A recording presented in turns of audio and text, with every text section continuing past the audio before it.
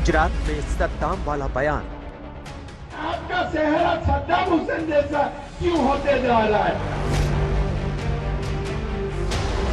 जबरदस्त सियासी घमासान। व्यक्तिगत चीजों पे हमला वो करता है जिसके पास और कुछ नहीं बचता हमला करने। चुनाव में आ गया पाकिस्तान। पाकिस्तान किसी भी सूरत में नहीं चाहता कि गुजरात में भाजपा की सरकार बने। श्रद्धा आफ्ताब पर भी खींचता। देश को लाभ जिहाद का खिलाफ बहुत कड़ा कानून का जरूरत है।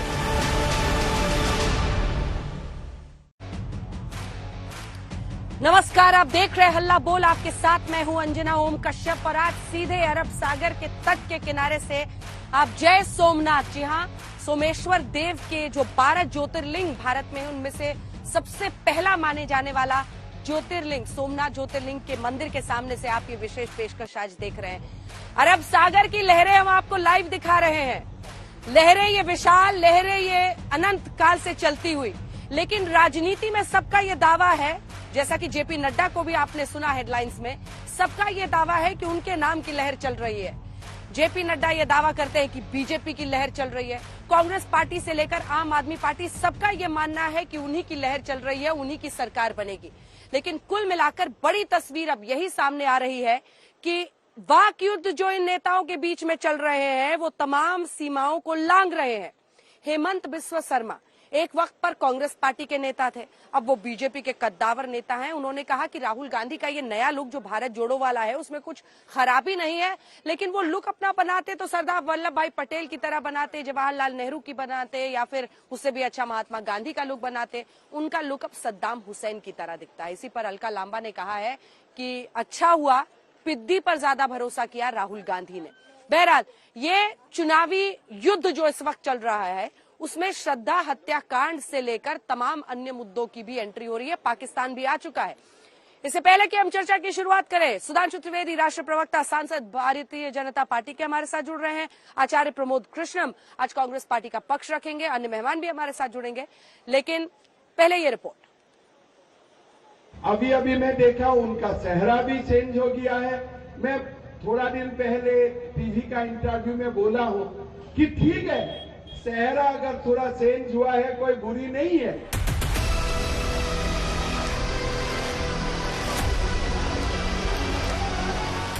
इसमें कोई शक नहीं कि असम के मुख्यमंत्री हेमंत बिस्वा शर्मा की नजरें बेहद सियासी हैं। गुजरात में धुआंधार चुनाव प्रचार करते हुए उन्होंने अपनी उन सियासी नजरों को राहुल गांधी के बदले लुक पर टिकाया और उस लुक के बहाने सद्दाम हुसैन की एंट्री करा दी। उधर कांग्रेस ने हेमंत बिस्वा शर्मा के बयान पर पलटवार किया तो मर्यादा की सीमाएं तोड़ दी। अभी अभी मैं देखा उनका चेहरा भी चेंज हो गया है। मैं थोड़ा दिन पहले टीवी का इंटरव्यू में बोला हूं कि ठीक है, चेहरा अगर थोड़ा चेंज हुआ है कोई बुरी नहीं है, लेकिन आपको चेहरा चेंज ही करना है तो थोड़ा वल्लभ भाई पटेल जैसा कर लो, या तो नहीं तो जवाहरलाल नेहरू जैसा कर लो, वो भी चलेगा। गांधी जी जैसा होने से तो और अच्छा है, लेकिन आपका चेहरा सद्दाम हुसैन जैसा क्यों होते जा रहा है? इसका जिक्र अभी तक हेमंत बिस्वा करते रहे। एक वाक्य वो बताते थे जब कांग्रेस छोड़कर गए कि वो श्री राहुल गांधी जी को जब मिलने गए तो श्री राहुल गांधी जी हेमंत बिस्वा से अधिक महत्व अपने वफादार कुत्ते को दे रहे थे, उसे बिस्किट खिला रहे थे। मुझे लगता है वो बिल्कुल सही कर रहे थे कि उन्होंने आपको समय देने की बजाय अपने एक वफादार कुत्ते को महत्व दिया। हेमंत बिस्वा शर्मा पहले कांग्रेस में थे। कांग्रेस छोड़ने की कहानी वो खुद कई बार सुना चुके हैं। अब वो बीजेपी के कद्दावर नेताओं में शामिल है, लेकिन राहुल गांधी को लेकर उनकी तलखी कम नहीं हुई। अब राहुल के लुक पर उनके बयान ने कांग्रेस को आग बबूला कर दिया है। चरण चुंबन अपने नेताओं का करने के लिए वो भाषा की मर्यादा भी भूल गए। यही काम ये जब आसाम में गोगोई साहब मुख्यमंत्री थे तो उनके साथ भी करते थे। मसला ध्रुवीकरण की कोशिश का है। शायद इसीलिए गुजरात चुनाव में हेमंत बिस्वा शर्मा ने सद्दाम हुसैन की एंट्री कराई तो केंद्रीय मंत्री कैलाश चौधरी ने पाकिस्तान राग अलापा। अंबाजी शक्तिपीठ में कार्यकर्ताओं को संबोधित करते हुए केंद्रीय मंत्री ने कहा कि पाकिस्तान चाहता है कि गुजरात में कांग्रेस की सरकार बने। हमारा पड़ोसी देश भी देख रहा है, ध्यान रखना मेरे भाई। पाकिस्तान किसी भी सूरत में नहीं चाहता कि गुजरात में भाजपा की सरकार बने, वो चाहता है कि यहाँ पर कांग्रेस की सरकार बने। अब आप बताइए कि यहाँ पर भाजपा की सरकार बननी चाहिए कि कांग्रेस की सरकार बननी चाहिए? पाकिस्तान को खुश होना चाहिए कि यहाँ अपने को खुश होना चाहिए? बात सद्दाम हुसैन और पाकिस्तान पर खत्म नहीं होती। चुनावी रैलियों में बीजेपी गुजरात के लोगों को ये भी बता रही है कि श्रद्धा की हत्या आफताब ने की। लाभ जिहाद का खिलाफ बहुत बड़ा कानून देश में बनना चाहिए। तो ये आफताब श्रद्धा का जो कांड हुआ, इस कांड से ये दोबारा प्रूव हुआ है कि देश को लाभ जिहाद का खिलाफ बहुत कड़ा कानून का जरूरत है। पर आपको क्यों लगता है ये तो एक क्राइम का केस है, ये कम्युनल केस कैसे हो गया? आपका दृष्टि में क्राइम है, मेरा दृष्टि में लाभ जिहाद है। घटना दुर्घटना है, ये तो नाम दे दिए गए हैं, जुमले कर दिए गए हैं, आप इसको किसी रूप में ले लीजिए। ये तो कोई नई बात नहीं, सदियों से इंटरकास्ट इंटर धर्म के नाम पे जो शादी होती है, कोई नई बात तो नहीं है। पर जब आपने टारगेट बना दिया एक कौम को, एक धर्म को, उसके आधार पे आपकी राजनीति चल रही है। एक तरफ 27 साल से सत्ता पर काबिज बीजेपी गुजरात के विकास का दावा कर रही है, तो दूसरी ओर सद्दाम हुसैन, पाकिस्तान और श्रद्धा हत्याकांड जैसे मुद्दे भी उठा रही है। चुनावी मजबूरियां और सियासत शायद इसी का नाम है। आज तक ब्यूरो। आइए चर्चा की शुरुआत करते हैं। सुधांशु त्रिवेदी जी, आप ही से पहला सवाल है कि आखिर ये सब बोलने की जरूरत क्यों आन पड़ी है? मतलब राहुल गांधी का लुक अब सद्दाम हुसैन जैसा हो गया, आपके कद्दावर नेता मुख्यमंत्री इस तरह की बातें कर रहे हैं, आखिर मकसद क्या है? क्या विकास पर अब भरोसा नहीं रहा है कि इस तरह के आरोप और इस तरह की बयानबाजी की जरूरत हो गई है, जिसके लिए आपने कुछ खास लोगों को आमंत्रित कर लिया है गुजरात में? सुधांशु जी। देखिए, ऐसा है, हेमंता जी ने जो पूरी बात कही उसमें तो उन्होंने कहा कि हम लोग अगर कभी इसमें सुभाष चंद्र बोस जी का गेटअप ले लेते, गांधी जी का गेटअप ले लेते, लास्ट में उन्होंने कहा कहीं बेहतर होता कि नेहरू जी का गेटअप ले लेते, कम से कम वो फ्रीडम फाइटर थे। अब इसमें तो नेहरू जी की तारीफ कर दी उन्होंने, इसमें कांग्रेस को कौन सी समस्या नजर आने लगी, ये अपने आप में एक विचार करने का विषय है। और दूसरी बात मैं कहता हूं, अगर कोई बात व्यंग में, कटाक्ष में कही गई तो उसे अगर आप लाइटली लेंगे तो अलग बात है, और अगर आप उसको गंभीरता से लेने का प्रयास करेंगे तो मैं फिर एक गंभीर प्रश्न भी पूछता हूं, कांग्रेस की नजर में सद्दाम हुसैन अच्छा आदमी है कि बुरा आदमी है? उन्हें किस बात पे बुरा लगा? वो क्या कहना चाहते हैं? अगर वो कहना चाहते हैं कि सद्दाम हुसैन इतना खराब व्यक्ति है कि उससे तुलना होने पे उनको आहत हो जाते हैं, तो एक कांग्रेस के नेता का बयान बताएं जो सद्दाम हुसैन के खिलाफ कभी रहा हो, तो हम ये मानने को तैयार हैं। अन्यथा ये समझ में नहीं आता है कि नेहरू जी की तारीफ, गांधी जी की तारीफ और सद्दाम हुसैन के खिलाफ कोई बयान नहीं किसी का, उसके बावजूद आपको लगता है कि बुरा लग गया। तो ये पॉइंट जरा स्पष्ट कर दें कि इसको हल्के में लेना चाहते हैं या गंभीरता से? हल्के में लेना चाहते हैं तो हम वैसे बहस करने को तैयार हैं, गंभीरता से तो मैं गंभीरता से बहस करने को तैयार हूं, इस मामले को गंभीर मानते हुए। ठीक है, अब्दुल मन्नान हमारे साथ जुड़ गए हैं, ये प्रवक्ता हैं AIMIM के। साहब, आखिर ये सब की एंट्री, अब ये पाकिस्तान की भी एंट्री हो गई है, श्रद्धा हत्याकांड के जरिए लव जिहाद का भी जिक्र हो गया है, किस तरह से देख रहे हैं आप? और ध्रुवीकरण में तो यही आरोप लगता है ना कि बीजेपी की आप टीम भी। ऐसा है कि जब पार्टियों के पास मुद्दों का काल होता है और जब कोई मुद्दा नहीं होता है तो लोग हल्की बातें ले आते हैं। जैसे हेमंत बिस्वा शर्मा खुद हल्के आदमी हैं, तो उन्होंने दाढ़ी का कंपैरिजन करना शुरू कर दिया कि सद्दाम हुसैन की दाढ़ी और राहुल गांधी की दाढ़ी की तुलना कर रहे हो। अरे भाई, मुद्दों पर बात करो ना, इशू पर बात करो ना। और इन लोगों के पास चूंकि मुद्दे की कमी है, भाजपा इस वक्त चुनाव हार रही है, भाजपा की हालत खराब है, इसलिए ये किसी तरह से चाहते हैं कि इस चुनाव को दाढ़ी पर, टोपी पर, श्रद्धा पर, इस पे उस पे ले आ जाए। श्रद्धा और उसका मामला जहां तक पूछा, वो एक क्रिमिनल हिस्ट्री है। दो लोगों का ने लिव इन में रहते थे, रिलेशन में रहते थे, दोनों से ताल्लुकात खराब हुए, एक ने अपराध किया और दूसरे के और जघन अपराध किया, तो उसको सजा मिलनी चाहिए। फिर उसको ये भाजपा के लोग हिंदू और मुसलमान एंगल से क्यों देख रहे हैं? और इस एंगल से अगर ये देख रहे हैं तो ये साहब, इसके क्या नाम है, बिल्किस बानो के केस में इनकी जबान क्यों बंद हो जाती, इनके ताला क्यों लग जाता? सुधांशु जी बैठे हुए हैं, बड़ी मॉरल ग्राउंड पे बातें करते रहते हैं। इनका मॉरल कहाँ चला गया जब 11 बलात्कारियों को इन्होंने छोड़ दिया जो सुप्रीम कोर्ट से सजा पाए हुए थे, और उसमें इन्होंने अपने 2 विधायकों को बिठा रखा था जूरी में। तो सवाल इस बात का पैदा होता है कि मुद्दों पर तो ना तो कांग्रेस बात कर रही है और ना बीजेपी बात कर रही है। ये हल्के इशू ला रहे हैं, हल्के मुद्दे ला रहे हैं, दाढ़ी का कंपैरिजन कर रहे हैं। अरे भाई, कभी आप दाढ़ी का कंपैरिजन या तो डार्विन से कर देते, विनोबा भावे से कर देते, कहीं से करो। दाढ़ी और टोपी से क्या मतलब आपका? तो आपके अंदर जब मुद्दों का अकाल होता है, ठीक है, दाढ़ी का मतलब सद्दाम हुसैन कैसे हो गया सुधांशु जी? ठीक है, जवाब ले रही हूँ आपकी बात का। दाढ़ी का मतलब सद्दाम हुसैन क्यों हो गया? अंजना जी, दोनों बातों का नहीं, मैं एक बात कहना चाहता हूं। देखिए, अब्दुल मन्नान जी भी शब्द तो बोले नहीं कि सद्दाम हुसैन खराब आदमी था। बोलिए तो एक बार कि इतना खराब और इतना निम्न स्तर का व्यक्ति था कि उसकी तुलना होने से दिल आहत हो गया। ये बोलने को तैयार नहीं है अंजना जी। मतलब मजे की बात यह है कि खराब बोलने को तैयार नहीं, मगर तुलना में बहुत खराब नजर आ रहा है। ये अपने आप में विचित्र तर्क है। दूसरा, मैं ये कहना चाहता हूं, जो श्रद्धा का विषय है, यदि वो श्रद्धा मर्डर केस जो होता वो केवल एक सामान्य घटना होती, ठीक है। अब्दुल मन्नान साहब, शायद आपने ध्यान नहीं दिया, सोशल मीडिया का अकाउंट जो आफ्ताब का एक्टिव था, श्रद्धा की मौत के बाद आफ्ताब की वाहवाही करते हुए कैसे कैसे घटिया कमेंट किए गए हैं और वो किस आधार पे किए गए हैं, इसको आप देखते तो आपकी आंखें खुल जाती। तब आपको समझ में आता कि वो एक नॉर्मल क्राइम नहीं है, उसके पीछे एक मानसिकता नजर आ रही है और इसके आधार पे चीजें हुई और ये बातें पब्लिक डोमेन में है। दूसरी बात, आपने कही गंभीर बात और हल्की बात कहने की बात, तो मैं कहना चाहता हूं सबसे गंभीर बात तो मजलिसे इत्तेहादुल मुसलमीन नहीं करती है।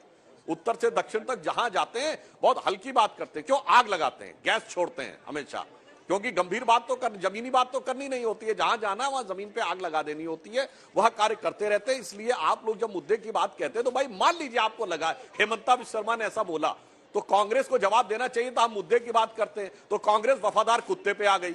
अब आप ये बताइए, इसमें हम मुद्दा उठा रहे हैं या वो? बल्कि कांग्रेस को कहना चाहिए था हेमंता विश्व शर्मा ने नेहरू जी की तारीफ कर दी, वो भी नहीं बोला, या फिर उसको इग्नोर करके मुद्दे की बात करनी चाहिए थी। पकड़ा सद्दाम हुसैन को खराब आदमी कह नहीं पा रहे और आगे वफादार कुत्ते पे।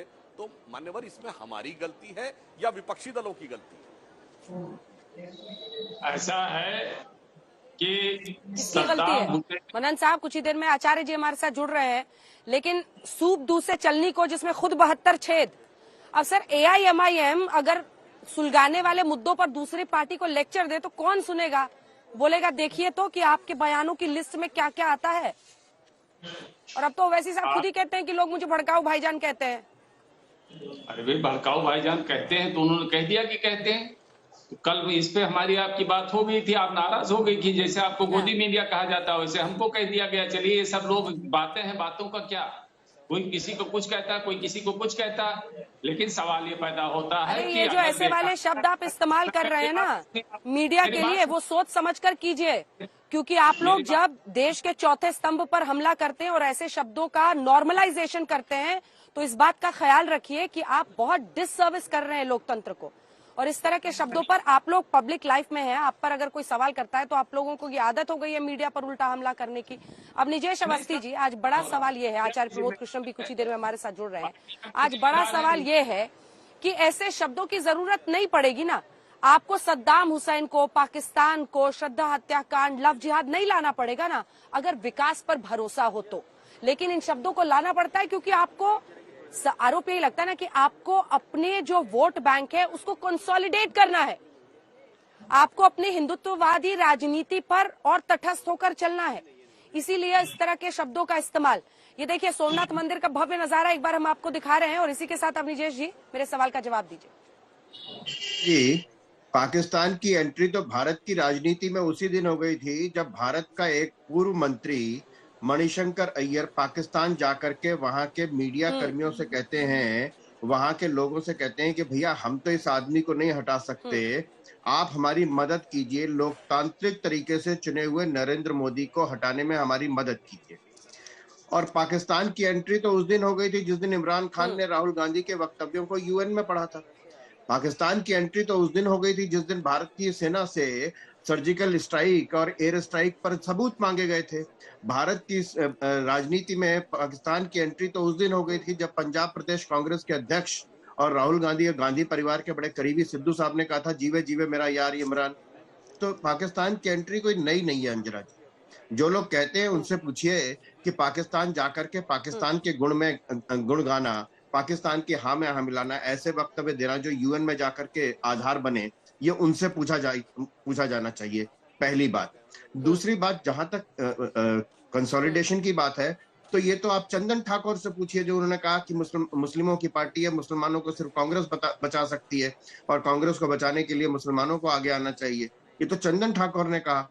तो आप बताइए इसमें कि जब सारे पूरे प्रचार में जहां बार बार नर्मदा डैम की बात हो रही है, गुजरात के विकास की बात हो रही है, गुजरात की जीडीपी की बात हो रही है, गुजरात के आम आदमी की बात कर रहा हूं, मैं मुसलमान की बात नहीं कर रहा हूं कि मुस्लिम की वहां पर क्या पर कैपिटा इनकम क्या है बाकी देश की तुलना में। तो आप बताइए कि इस कंसोलिडेशन कहां से हो रहा है? कंसोलिडेशन तो उस तरफ से हो रहा है। अगर जवाब में इधर से कुछ आता है तो बात अलग है। बाकी अलबत्ता ये कहा जा सकता है, बीजेपी वाले कह सकते हैं, जैसे दिग्विजय सिंह, मणिशंकर अय्यर, शिवराज पाटिल, सलमान खुर्शीद, इनका अपना व्यक्तिगत बयान था, तो ये भी कहा जा सकता है इन सब ने गालियां दी हैं, नीच किस्म का आदमी, नाली का कीड़ा, पता नहीं क्या क्या कहा है वो यहाँ पर, वो बार बार मीडिया में आता भी रहा है। तो कंसोलिडेशन तो कहाँ से हो रहा है अंजना जी, ये बात सोचनी चाहिए। ठीक है, चलिए, कंसोलिडेशन कहां से हो रहा है वोट बैंक का, इस पर आचार्य प्रबोध कृष्णम जी आपसे अब सवाल पूछती हूँ। आप देखिए, हेमंत बिस्वा शर्मा, ऐसे कितने सारे बयान प्रधानमंत्री के इर्द गिर्द, बीजेपी यही कह रही है कि पीएम के इर्द गिर्द अनेकों ऐसे बयान लोग देते हैं और फिर जब कांग्रेस पार्टी से पूछा जाता है वो उससे किनारा कर लेते हैं, वो कहते हैं उनका निजी बयान है, आप उनसे पूछो, हमने नहीं कहा है। वैसे ही हेमंत बिस्वा शर्मा ने कह दिया।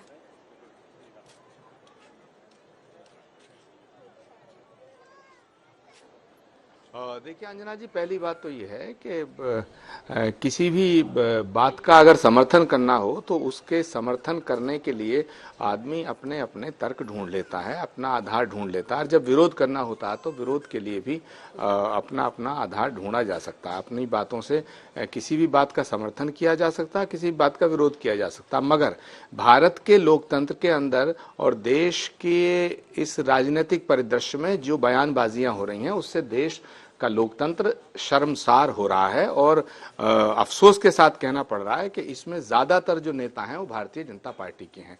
मैं कांग्रेस के किसी भी नेता के उस बयान का कतई समर्थन करने को तैयार नहीं जिसमें भारत के प्रधानमंत्री नरेंद्र मोदी जी के लिए अब शब्दों का प्रयोग किया जाता रहा है या किया गया हो। मैं उसका खंडन करता हूं, मैं विरोध करता हूं। लेकिन जिस तरह आसाम के चीफ मिनिस्टर हमारे विश्व शर्मा ने जो बात की है वो बहुत ही गलत की है। उन्हें देखिए, भारत में भारत जोड़ो यात्रा का जब शुभारंभ हुआ तो आप सुधांशु जी बैठे हैं और आप बहुत ही वरिष्ठ पत्रकार हैं, आप सबकी नोटिस में है ये बात कि राहुल गांधी जी ने यात्रा शुरू करते वक्त ये बात कही थी कि ये पॉलिटिकल यात्रा नहीं है, नंबर 1। नंबर 2, इसके अंदर सभी जाति, धर्म, संप्रदाय और सभी लोगों को जोड़ने के लिए उन्होंने बात की थी। तीसरी बात यह है कि सभी राजनीतिक दलों और तमाम नॉन पॉलिटिकल ऑर्गेनाइजेशंस को इनवाइट किया गया था जो साथ चल रहे हैं। राहुल गांधी जी की जिस यात्रा का, जिस कदम का, जिस फैसले का स्वागत और सराहना की जानी चाहिए थी, आज उस यात्रा का विरोध हो रहा है। अगर राहुल गांधी जी की रैली का विरोध हो तो समझ में आता है, राहुल गांधी जी के पॉलिटिकल स्टेटमेंट का विरोध हो तो समझ में आता है, राहुल गांधी जी का अगर कोई ऐसा फैसला हो जो आपको सूट नहीं करता तो उसका विरोध हो, समझ में आता। लेकिन राहुल गांधी जी पैदल चलकर हजारों किलोमीटर लोगों से मिल रहे हैं, इसमें आसाम के चीफ मिनिस्टर को उनकी दाढ़ी नजर आई, उस दाढ़ी में भी सद्दाम नजर आए।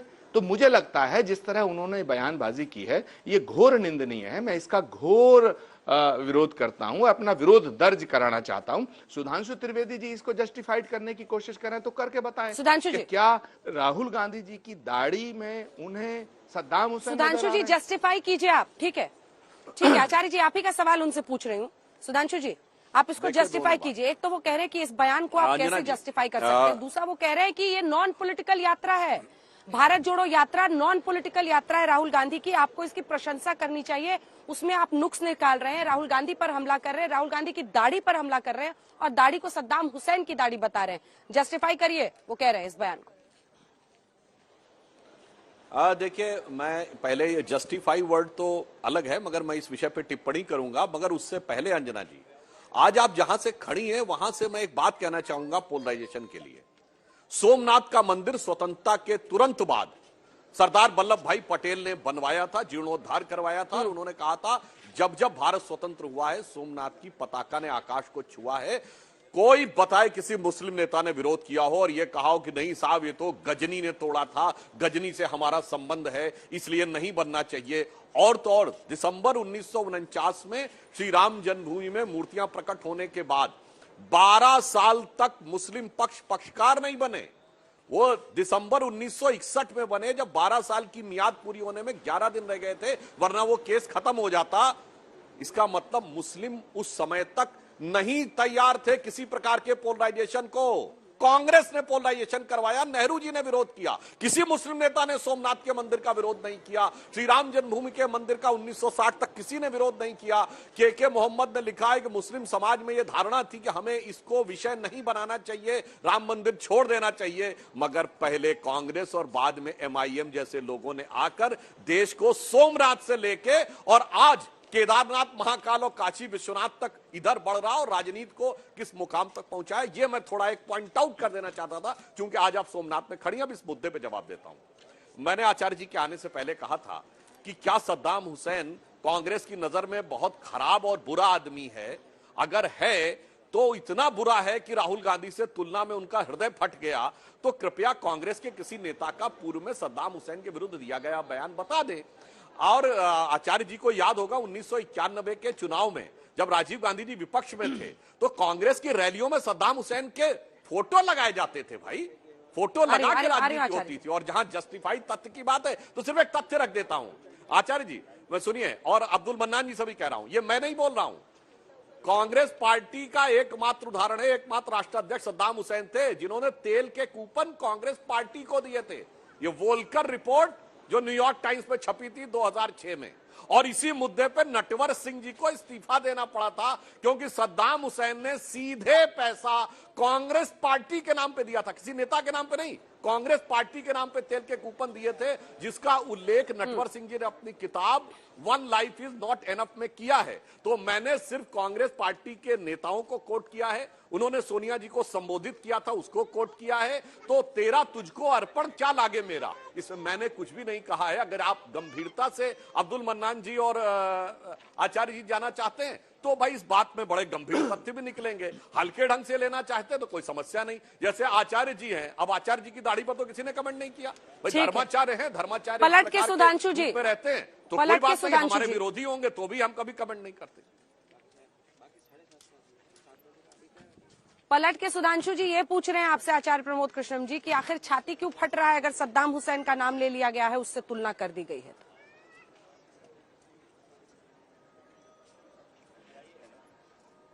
देखिए अंजना जी, पहली बात तो यह है कि सद्दाम हुसैन जब जिंदा थे तब उन्होंने क्या किया क्या नहीं किया वो एक अलग विषय हो जाता है। लेकिन अगर मैं ये कहना शुरू कर दूं कि PDP की नेता है महबूबा मुफ्ती, उनके फादर थे मुफ्ती मोहम्मद सईद, तो PDP वो पार्टी है जिसने आतंकवादियों को भी समर्थन किया, जिसने अलगाववादियों का हमेशा समर्थन किया, जिन्होंने हमेशा आतंकवादियों को शहीद किया।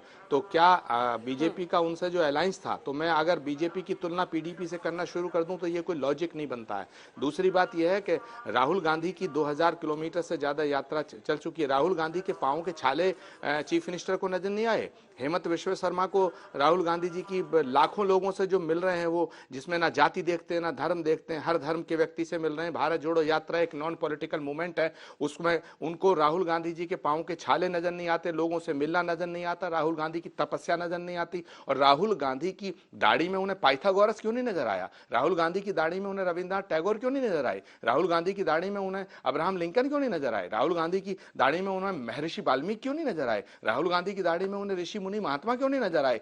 तुलसीदास जी ने रामायण में लिखा है, जाकी रही भावना जैसी, जाकी रही भावना जैसी, प्रभु मूरत देखी तिन तैसी। तो चीफ मिनिस्टर आसाम, मैं आज उनको यहाँ आपके टेलीविजन बैठ करके उनके बारे में कोई अपशब्द कहूं तो क्या ये शोभाजनक होगा? ये अशोभनीय होगा। प्रॉब्लम यात्रा से नहीं है, प्रॉब्लम किसी और से नहीं है, प्रॉब्लम है राहुल गांधी से। और सबसे बड़ी प्रॉब्लम बीजेपी को है। अरे सुधांशु। और बीजेपी एक ऐसी पार्टी है जिसे गांधी परिवार के प्रति अगर कोई सम्मान व्यक्त करता है उसे टारगेट किया जाता है। अरे भाई, राहुल गांधी ने पहला फैसला लिया कि मैं यात्रा करूंगा, वो उस अपने संकल्प पर अडिग हैं। आप कहते थे साहब यात्रा करेंगे ही नहीं, बीच में से भाग जाएंगे। अरे राहुल गांधी, गुजरात में चुनाव हो रहे हैं, हिमाचल में चुनाव हो रहे हैं। अगर राजनीतिक सत्ता का लोलुप राहुल गांधी होते, राजनीतिक सत्ता के लिए राजनीति वो यात्रा करते, तो हिमाचल प्रदेश और गुजरात से गुजरते यात्रा। राहुल गांधी की नीयत भी साफ है, उनकी नीति भी क्लियर है। लेकिन सुधांशु जी, बीजेपी की ना नीति साफ है ना नीयत साफ है। आप राहुल गांधी को टारगेट करना चाहते हैं और राहुल गांधी की इस यात्रा को डैमेज करना चाहते हैं, यात्रा को कंडेम करना चाहते हैं, यात्रा को बर्बाद करना चाहते हैं। यात्रा का मैसेज जिस तरह देश में और विदेश में जा रहा है, उस मैसेज को खत्म करना चाहते हैं। इसलिए आप ये नॉन सीरियस बातें कर रहे हैं। मैं बिल्कुल इस बात का समर्थन नहीं करता कि राजनीतिक माहौल के अंदर जिस तरह से बयानबाजी हो रही, मैं दोबारा कह रहा हूं, चाहे वो बीजेपी का नेता करे चाहे कांग्रेस का नेता है, मैं उसका समर्थन नहीं करता। लेकिन मुख्यमंत्री जी को अपने इस बयान के लिए माफी मांगनी चाहिए और बीजेपी नेतृत्व से मुझे अपेक्षा है कि चीफ मिनिस्टर से पूछना चाहिए कि भाई आपने सुधांशु जी वो क्यों की। ठीक है, हाँ। जाकी रही भावना जैसी उसको वैसा ही दिखता है। सुधांशु जी वो कह रहे हैं। और साथ ही ये बताइए, आप कह रहे हैं इसको हल्के में लेने वाला बयान है, लेकिन एक बात बताइए सुधांशु जी, अगर ऐसा ही बयान आपके किसी कद्दावर नेता के बारे में किसी कांग्रेसी ने दिया होता तो क्या आप लोग उसको स्वीकारते? देखिए, पहले तो मैं ये कहूंगा सद्दाम हुसैन खराब है, ये साफ साफ। एक सेकंड आपको टोक रही हूँ जरा, एक सेकंड सुधांशु जी एक सेकंड टोक रही हूँ, अपनी बात पूरी कीजिएगा। लेकिन अब देखिए मेरे पीछे ये भव्य नजारा सोमनाथ मंदिर का, क्योंकि मेरे जरिए ही आज जितने हमारे दर्शक हैं वो भी सोमनाथ मंदिर के दर्शन कर रहे हैं। जगमगा उठा है अब मंदिर, रोशनी यहाँ पर धीरे धीरे अलग अलग जो रोशनी का इंतजाम किया गया है वो जगमग हो उठा है मंदिर। किसकी राजनीति जगमगाएगी गुजरात अभी ये तय करने वाला है, उसके लिए थोड़ा इंतजार करना होगा। लेकिन फिलहाल मेरे पीछे की ये तस्वीरें, क्योंकि अब शाम के पहर में सूरज ढल जाने के बाद जैसे ही अंधेरा होता है, ये जगमग रोशनी अब सोमनाथ के मंदिर में जगमगा उठी है। पॉलिटिक्स किसकी चमकेगी, 2022 में जनता किसको चुनेगी, इसके लिए थोड़ा सा इंतजार है। अब सुधांशु जी अपनी बात पूरी कीजिए और बताइए कि अगर किसी कांग्रेसी नेता ने आपके किसी कद्दावर नेता को सद्दाम हुसैन से उसकी तुलना कर दी होती, आप स्वीकारते उसको, हल्का कहते? हाँ, नहीं, मैं उसको भी बात करके पहले जो आपने दृश्य दिखाया उस पर एक लाइन और कह दूं। यहीं सोमनाथ से भारत की स्वाभिमान की पताका उठनी शुरू हुई थी, जो आज श्री राम जन्मभूमि, काशी विश्वनाथ, महाकाल, केदारनाथ तक बैठ रही है। तो 21वीं सदी में मैं कहना चाहता हूं, अरुण गगन पर महाप्रगति का अब ये मंगल गान उठा, करवट बदला अंगड़ाई ली, सोया हिंदुस्तान उठा। ये सोमनाथ की पताका ये दर्शा रही है। अब मैं आता हूं इसके ऊपर। देखिए, आपने बहुत साफ देखा कि चाहे आचार्य जी हों या अब्दुल मन्नान जी हों, साफ साफ ये कही नहीं पा रहे हैं कि सद्दाम हुसैन इतना खराब आदमी था कि उसकी तुलना से मरमाहत हो गए। इसमें वो लाइन याद आती है, कहा भी ना जाए चुप रहा भी ना जाए। अब आते हैं जो इन्होंने जाकी रही भावना जैसी कही थी। मान्यवर राहुल गांधी की यात्रा तो नॉन पॉलिटिकल है, मगर आज तक जितनी प्रेस कॉन्फ्रेंस की है वो कहते हैं कि आरएसएस की विचारधारा के खिलाफ हैं। ये एलानिया बयान देते हैं। केरल में किससे मिलते हैं? अद्भुत लोगों से मिलते हैं जो गाय को काटने वाले थे। तमिलनाडु में आते हैं तो जॉर्ज पुनिया जैसे व्यक्ति को मिलते हैं जो कहता है कि मैं इसलिए जूते पहनता हूं कि भारत की धरती से टच होने पे मेरे पैर अपवित्र हो जाएंगे। महाराष्ट्र में आके सावरकर जी की अवमानना करने लगते हैं। मेधा पाटकर जैसे लोग जो गुजरात के विकास को अवरुद्ध करने, गुजरात के पानी को रोकने और गुजरात के मान सम्मान को कलंकित करने में 20 साल से लगे हुए हैं, उनके साथ चलते हैं। तो इस पर मैं भी रामचरितमानस की वो चौपाई कहूंगा, आचार्य जी, जाका जही पर सत्य सनेहू, ते तही मिलहि न कछु संदेहू। जिसको जैसे लोगों से प्रीति होती है वो वैसे ही लोग उसको मिलते चले जाते हैं। तो राहुल गांधी जी की यात्रा में ऐसे ही लोग मिलते जा रहे हैं जो भारत भारतीयता से पूर्णतः असम्मान, अवमानना और घृणा तक करते हैं और हमेशा राजनीतिक वक्तव्य देते हैं और फिर कहते हैं कि हमारी यात्रा जो है वो गैर राजनीतिक है। तो ये कितना भी आप मुखौटा चढ़ा लें, इसके पीछे का राजनीतिक तत्व पूर्णतः समान दिखाई पड़ता है। और मैं पुनः ये बात कहना चाहता हूं, मैंने जो तथ्य रखे आचार्य जी, एक भी तथ्य गलत हो तो बता दीजिए। क्या सद्दाम हुसैन ने अपने सिग्नेचर से कांग्रेस पार्टी को गैस के तेल के कूपन नहीं दिए थे जो वोल्कर रिपोर्ट में निकले? क्या उसी कारण से नटवर सिंह जी को इस्तीफा नहीं देना पड़ा था? क्या उसी कारण से नटवर सिंह कांग्रेस छोड़ के नहीं गए? क्या यही बात नटवर सिंह ने अपनी किताब में नहीं लिखी? और अगर राहुल गांधी को इस पे आपत्ति है तो नटवर सिंह जी पे मुकदमा कर दें, दूध का दूध पानी का पानी हो जाएगा, मान सम्मान अवमानना सब स्पष्ट हो जाएगी।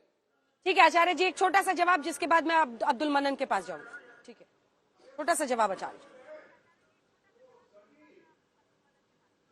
मैं सुधांशु जी से कहना चाहता हूं, ये सद्दाम हुसैन की बड़ा जिक्र कर रहे हैं। सद्दाम हुसैन के विषय में मैंने जो कहना था वो कह दिया, लेकिन क्या प्रवीण भाई तोगड़िया जी के बयान आप निकाल के देखिए, उन्होंने क्या क्या नहीं कहा।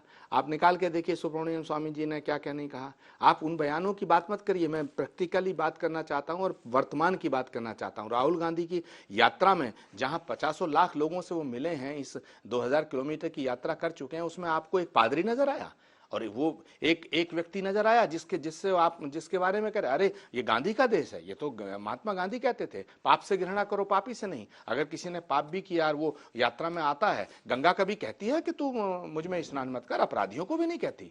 कभी मंदिर में किसी अपराधी ने भी अगर मत्था टेकने का इच्छा और भावना और कामना रखी हो तो उसको भगवान कभी मना करता। और जिस सोमनाथ मंदिर की बात करते हो, जो ध्वज पताका आज अंजना जी आप दिखा रही हैं पूरे विश्व को, इस सोमनाथ मंदिर का निर्माण जीर्णोद्धार किसने किया, पुनरुद्धार किसने किया? पंडित नेहरू के प्रधानमंत्री के काल में किया गया। और अगर पंडित नेहरू के प्रधानमंत्री काल में सोमनाथ का जो मंदिर आप दिखा रहे हैं, भगवान का भव्य दर्शन जिस तरह हो रहा है पूरी दुनिया को आप दिखा रहे हैं, मैं आपको भी बधाई देना चाहता हूं। लेकिन ये वही मंदिर है जिसका जीर्णोद्धार, जिसका पुनरुद्धार, जिसका निर्माण पंडित नेहरू के प्रधानमंत्री के काल में हुआ, सरदार पटेल जी की अगुवाई में हुआ। तो भाई ये इसमें आपका क्या रोल है, इसमें आपकी क्या भूमिका है? और जहां तक सवाल है, मैं अंजना जी एक बात और कहना चाहता हूं, आपका बहुत बड़ा चैनल है, सुधांशु जी को और इनकी पार्टी को मैं फिर कहना हूं, इनको सबसे बड़ी प्रॉब्लम क्या है? सबसे बड़ी प्रॉब्लम है कि राहुल गांधी मिलते किससे हैं, राहुल गांधी कहते क्या हैं। राहुल गांधी कभी कहते हैं हम राहुल गांधी को सीरियस नहीं लेते, अभी कहने राहुल गांधी ने साहब आरएसएस के खिलाफ बयान दे दिया। जब राहुल गांधी कांग्रेस के अध्यक्ष थे तो कहते थे साहब ये परिवार की पार्टी है। जब राहुल गांधी ने कहा मैं अध्यक्षता छोड़ रहा हूं तो कहते साहब ये क्यों छोड़ रहे हैं। और राहुल गांधी ने कहा साहब मैं अध्यक्षता स्वीकार नहीं करूंगा तो कहते थे साहब ये पलायनवादी हैं, ये रणछोड़ हैं, ये फ्रंट पे लड़ना ही नहीं जानते। और जब राहुल गांधी ने कहा कि कांग्रेस का अगला अध्यक्ष नॉन गांधी होगा, गांधी परिवार से नहीं होगा, राहुल गांधी ने जो कहा वो करके दिखाया, जो कहा करके दिखाया। आज राहुल गांधी अध्यक्ष नहीं है, राहुल गांधी ने अपनी यात्रा का संकल्प लिया, पूरा करना चाहते हैं। अरे और तो और छोड़िए अंजना जी, यात्रा तो छोड़िए, इन्हें तो राहुल गांधी के मंदिर जाने में प्रॉब्लम है। अगर राहुल गांधी अमरनाथ जाते हैं तो इन्हें प्रॉब्लम, राहुल गांधी मानसरोवर जाते हैं तो इन्हें प्रॉब्लम, राहुल गांधी अगर केदारनाथ जाते हैं तो इन्हें प्रॉब्लम, राहुल गांधी अगर माता वैष्णो देवी के दरबार जाते हैं तो इन्हें प्रॉब्लम, राहुल गांधी किसी महिला से मिले इन्हें प्रॉब्लम। भाई आप एक बार बताओ ना, राहुल गांधी से इतनी प्रॉब्लम क्या है, इतनी नफरत क्या है? कम से कम राहुल गांधी से राजनीतिक नफरत रखो, समझ में आता है। राहुल गांधी यात्रा कर रहे हैं, इसका समर्थन करो। इस देश में यात्राओं का बहुत बड़ा महत्व है, बहुत बड़ा रोल है, बड़ी भूमिका है इस देश को आजाद करने में यात्राओं की। भारत को एक रखने में आदि शंकर ने यात्रा की, बड़ी महत्वपूर्ण भूमिका है। राहुल गांधी की ये यात्रा भारत के राजनीतिक पटल पर एक नई इबारत लिखने जा रही है, इसका समर्थन करो। अब आप कह रहे हैं राजनीतिक पटल पर इबारत लिखने जा रही है, अभी आप कह रहे थे सर राजनीतिक यात्रा नहीं है। तय कर लीजिए कि राजनीतिक यात्रा है या नहीं है आचार्य जी। अंजना जी राजनीतिक यात्रा नहीं है, लेकिन किसी भी यात्रा का राजनीतिक प्रभाव पड़ना यह अलग विषय है, यात्रा राजनीतिक होना अलग विषय है। राहुल गांधी की यात्रा राजनीतिक नहीं है, लेकिन उसका प्रभाव राजनीति पे पड़ता है। अब्दुल साहब ओवैसी साहब कह रहे हैं कि अगर दाढ़ी की तुलना घटना नहीं है, ठीक है, दाढ़ी की वजह से सद्दाम हुसैन कहा जा रहा है तो मुस्लिमों के खिलाफ नफरत पैदा कर रही है बीजेपी। ठीक है, मुस्लिमों के खिलाफ नफरत पैदा करने की ये कोशिश है। और सद्दाम हुसैन की दाढ़ी मुस्लिमों के खिलाफ नफरत क्यों? मतलब भारत का मुसलमान क्यों अपने आप को सद्दाम हुसैन से आइडेंटिफाई करेगा? ये कौन सी बात हो गई? मतलब नया एंगल कुछ भी खेलो और मुस्लिम कार्ड चल दीजिए। अब्दुल जी। अंजना जी, ऐसा है कि अभी सुधांशु जी इतिहास की बातें कर रहे थे कि नटवर सिंह के ऊपर मुकदमा कायम होना चाहिए। तो पहली बात तो ये कि अडवाणी जी ने जिन्ना के कब्र पे जाके ये कहा था कि जिन्ना एक सेकुलर आदमी थे और जिन्ना एक इतिहास बनाने वाले थे, एक देश बनाने वाले थे। तो सबसे पहले सुधांशु जी को तो चाहिए कि ये अडवाणी जी पर मुकदमा करें कि उन्होंने एक दुश्मन देश के बनाने, हमारे देश के बांटने वाले आदमी के लिए इतने कसीदे क्यों पढ़े। नंबर 2, हम जो स्टैंड लेते हैं वो अपने देश के हिसाब से लेते हैं, क्योंकि हमें भारत में रहना है और इसी में जीना है, इसी में मरना है, इसी में हिस्सेदारी लेना है, इसी में काम करना है। तो हमारे देश का जो ओपिनियन है सद्दाम हुसैन के बारे में, वो हमारा ओपिनियन है। अगर मोदी जी से सुधांशु जी कहलवा दें कि सद्दाम हुसैन गलत आदमी है, तो डॉक्टर मनमोहन सिन्हा, आप समझे ही नहीं, मेरे सवाल का जवाब दीजिए ना अब्दुल साहब। सद्दाम हुसैन का नाम लेना भारत के मुसलमानों का अपमान कैसे है, नफरत कैसे है? मैं सुधांशु जी का जवाब दे रहा था कि अगर ये मोदी जी से कहलवा दे कि सद्दाम हुसैन अच्छे आदमी थे, तो हम अच्छा आदमी कहेंगे। मेरे सवाल का जवाब दीजिए ना, सुधांशु जी का बाद में दीजिएगा, मेरे सवाल का जवाब दीजिए, मेरे सवाल का जवाब दीजिए। अगर मोदी जी कहते हैं कि सद्दाम हुसैन गलत आदमी थे, तो हम भी कहेंगे गलत आदमी है। और जहां तक इसका मामला है कि हेमंत बिश्व शर्मा एक भ्रष्ट आदमी है, जो वॉशिंग मशीन में बीजेपी के डाल के निकाला गया है, वो अपनी जो है वफादारी साबित करने के लिए अनाप शनाप बातें, तीसरी बार आपसे पूछ रही हूँ, आप मेरे प्रश्न का जवाब ही नहीं दे रहे। मैं तो ये कह रही हूँ, सद्दाम हुसैन का नाम लेना भारत के मुसलमानों का अपमान कैसे है, उनके खिलाफ नफरत कैसे है? नहीं, जो बात है कि आप जो है हर बात को मुस्लिम से ही कंपैरिजन आप क्यों करते हैं। जैसा कि मैंने पहले कहा कि दाढ़ी की बात थी, तो आप डार्विन की दाढ़ी से तुलना कर लेते ना। आपको तुलना ही करना था रविन्द्रनाथ टैगोर की दाढ़ी से तुलना करते थे, और नहीं किसी समझ आता तो आचार्य प्रमोद कृष्णन जी की दाढ़ी से तुलना कर लेते। ठीक है, आप इसलिए तुलना उम्मीद कर है रहे आपका हो। सुझाव नोट कर लिया होगा बीजेपी ने। आपने 3 बार पूछने के बावजूद मेरे सवाल का आपके पास कोई जवाब ही नहीं है। अब मैं टाइम नहीं वेस्ट करूंगी। अब निजेश जी आपसे कमेंट ले रही हूं, लेकिन उससे पहले कन्हैया कुमार से हमारी सहयोगी सुप्रिया ने इसी मुद्दे पर सवाल किया है, वो जवाब जल्दी से आपको सुना देते हैं। हेमंत बिश्व शर्मा जी, उन्होंने कहा कि भाई राहुल गांधी की जो दाढ़ी है वो सद्दाम हुसैन जैसी लग रही है, मतलब सद्दाम हुसैन जैसे लग रहे राहुल गांधी, इस तरह का उन्होंने जो है कुछ डिस्क्रिप्शन दिया है। उन्होंने राहुल गांधी जी का कंपैरिजन सद्दाम हुसैन के साथ किया है। दाढ़ी तो आपकी बड़ी हुई है। देखिए, आप ना चित्रकूट की धरती पे आएंगे, पंचवटी आएगा, ये जो है उज्जैन की नगरी है, महाकाल की नगरी है। तो रामायण में ना एक बात लिखी हुई है, रामायण में लिखा हुआ है, जाको रही भावना जैसी, उनके मन में सद्दाम है, इसीलिए उनको सद्दाम दिखाई देता है। हमारे मन में इस देश के युवाओं के लिए काम है, उनका रोजगार है, उनका रोजी रोजगार का सवाल है। मैं तो बार बार कहता हूँ, देश का मुद्दा है बेकारी और महंगाई। हम इसको इस तरह से कहते हैं कि देश के लोग परेशान हैं, देश के लोग महंगाई और बेकारी से परेशान हैं, और भाजपा के लिए केवल हिंदू और मुसलमान है। ये बात हमको समझना पड़ेगा। तो उनको जो देखना है देखने दीजिए। राहुल गांधी में बच्चों को अपना भविष्य नजर आ रहा है, महिलाओं को अपनी सुरक्षा नजर आ रही है, किसानों को एक उम्मीद नजर आ रहा है, नौजवानों को लगता है कि उनके लिए कोई खड़ा होकर के रोड पे लड़ रहा है। वो लड़ पहले भी रहे थे, लेकिन उनके व्हाट्सएप पे मैसेज नहीं आ रहा था लड़ने का। लेकिन जब आप रोड पे चलते हैं ना, तब कहते हैं प्रत्यक्ष को प्रमाण की जरूरत नहीं होती है। सड़क पे निकले हुए हैं, चल रहे हैं, इस देश के लोगों के जो सवाल हैं उनके हक और अधिकार के लिए लड़ रहे हैं। तो चलिए, राहुल गांधी के साथ कांग्रेस में अब शामिल होने के बाद कन्हैया कुमार भी इस यात्रा में काफी उनके साथ चल रहे हैं, और जयराम रमेश को तो उनमें सबसे ज्यादा लोकप्रिय नेता अब राहुल गांधी के बाद कन्हैया कुमार में नजर आता है। लेकिन इससे पहले कि मैं इस पर प्रमोद जी से टिप्पणी लूं, आपने कन्हैया जी की बातें सुनी, वो भी आपको वही पाठ पढ़ा रहे हैं सुधांशु जी, जाकी रही भावना जैसी वही दिखे। आपको राहुल गांधी का चेहरा देखकर आपके मुख्यमंत्री को सद्दाम हुसैन याद आ रहे हैं। जो कन्हैया ने कहा उसकी बातों का जवाब। अंजना जी, जैसे ही आपने कहा, सुनिए, जैसे ही आपने कहा कि आपकी एंकर कन्हैया कुमार के पास जा रही है, अरे मैं यही बोलने वाला था, मुझे लगा जैसे कि आपने मेरे मुंह की बात छीन ली। अरे ये कांग्रेस का राहुल गांधी के बाद सबसे लोकप्रिय चेहरा बकौल जयराम रमेश, और इसे देख के मुझे याद आया कि अगर राहुल गांधी की अब दाढ़ी की तुलना करें, लाइटर नोट पे कह रहा हूं, अदरवाइज मत लीजिएगा। अब्दुल मन्नान जी, आपको कहीं से आचार्य जी की दाढ़ी और उनकी दाढ़ी मिलती नजर आ रही है? एक व्यक्ति की फोटो अगर आपको याद हो, कार्ल मार्क्स की दाढ़ी से मिलती जुलती नजर आ रही है। और मार्क्स का मानस पुत्र आज की डेट में मार्क्स के मानस पुत्र का सबसे बड़ा चेहरा कन्हैया कुमार ही आज उनका सबसे बड़ा केवानार हो गया है और वो सबसे लोकप्रिय हो गया है। तो मुझे लगता है कि जो हम लोग बचपन में एक कक्का जी कहीं सीरियल आता था, उसमें एक मार्क्सवादी लेफ्टिस्ट खड़ा होता था, तो कक्का जी कहते थे, अरे तोहे बोले की जरूरत ना, हम सब समझ गए। वो कहता अभी हम बोले नहीं, आप कैसे समझ गए हम लेफ्टिस्ट हैं? तो वो बोलते हैं वो लोकल लैंग्वेज में कि मार्कस तुम्हारा भला करे, मतलब मार्क्स तुम्हारा भला करें। अरे भैया पढ़ाई लिखाई लेफ्ट, धंधा पानी लेफ्ट, घर चौबारा लेफ्ट, देश धर्म सब लेफ्ट, तू सच्चा लेफ्टिस्ट हो गया। तो आज राहुल गांधी जी वैसे नजर आ रहे हैं। मगर अंजना जी आपने देखा मार्क्स के मानस पुत्र कन्हैया कुमार जी चित्रकूट की धरती की बात कर रहे हैं, उज्जैन की बात कर रहे हैं, रामायण की चौपाई कोट कर रहे हैं। जो कहते थे धर्म एक अफीम है, जो यूं हाथ करके आजादी आजादी बोलते थे धार्मिक चीजों से, इसे देख के मुझे एक ही बात लगती है, मोदी है तो मुमकिन है क्या मार्क्सवादियों को भी धर्म और धार्मिक चौपाइयों का सहारा लेना पड़ रहा है। इसे देखकर मुझे भले ही चाहे जितनी कटुता हो, पर इस कटुता में एक सुखद अनुभूति भी होती है।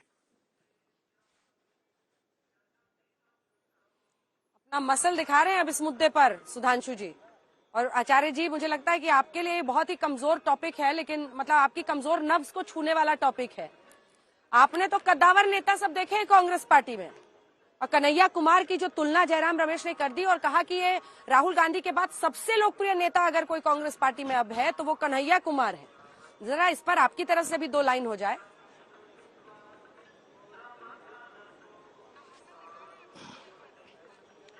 देखिए अंजना जी, कांग्रेस पार्टी का जहां तक सवाल है वो एक अलग विषय है।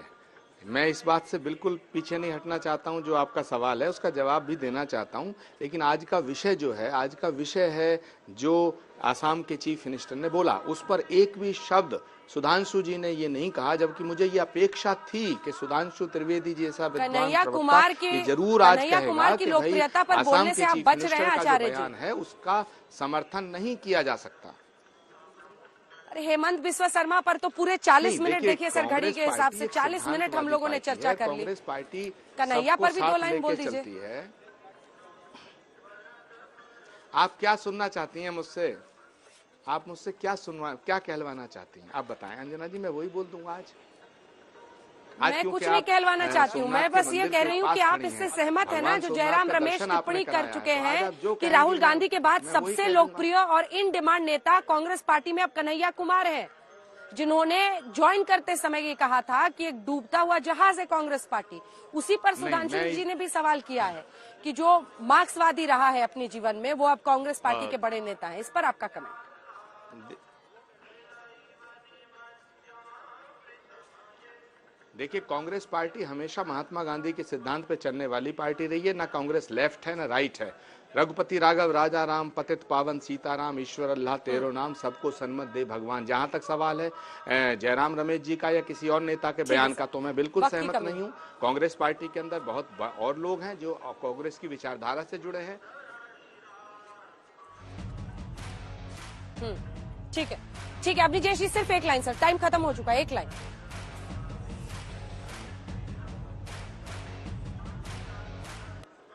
कट गया, आपकी आवाज नहीं आ रही है। इसी के साथ सोमनाथ से हल्ला बोल में आज इतना ही, लेकिन ये भव्य नजारा आपको पीछे का दिखाते हुए ही ब्रेक पर जाएंगे।